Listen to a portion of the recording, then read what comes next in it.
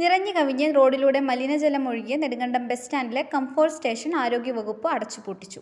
Idukki live വാർത്തയെ തുടർന്നാണ് നടപടി.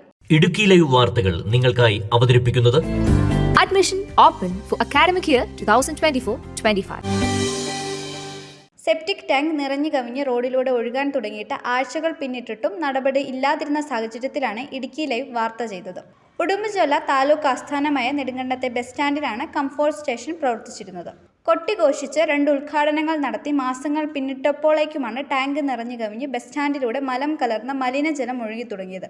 കുത്തിനെ ചെരിഞ്ഞ് ബസ് സ്റ്റാൻഡിൽ നിന്നും കുമളി മൂന്നാർ സംസ്ഥാന പാതയിലേക്കാണ് ഒഴുകിയെത്തിയിരുന്നത്. മലം കലർന്ന മലിനജലവും ദുർഗന്ധവും മൂലം യാത്രക്കാർ ബസ് സ്റ്റാൻഡിൽ കയറാൻ മടിക്കുകയായിരുന്നു.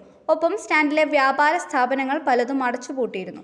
പ്രദേശത്തെ വ്യാപാരികളും ബസ് ജീവനക്കാരും യാത്രക്കാരും പഞ്ചായത്തിനും ആരോഗ്യ വകുപ്പിലും പലതവണ അറിയിച്ചെങ്കിലും പഞ്ചായത്തിലെ ഉദ്യോഗസ്ഥർ സ്ഥലം സന്ദർശിച്ച് മടങ്ങിയതല്ലാതെ നടപടി സ്വീകരിച്ചില്ല എന്ന് മാത്രമല്ല, കംഫോർട്ട് സ്റ്റേഷൻ ഇപ്പോഴും യാത്രക്കാർ ഉപയോഗിക്കുന്നുമുണ്ടായിരുന്നു.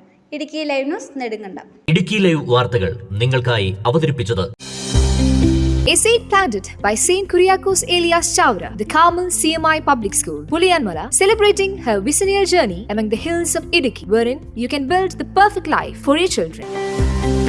Come, experience a maintained holistic balance of curricular and extracurricular activities that unleashes the potential of every child and encourages them to be a better citizen for our nation.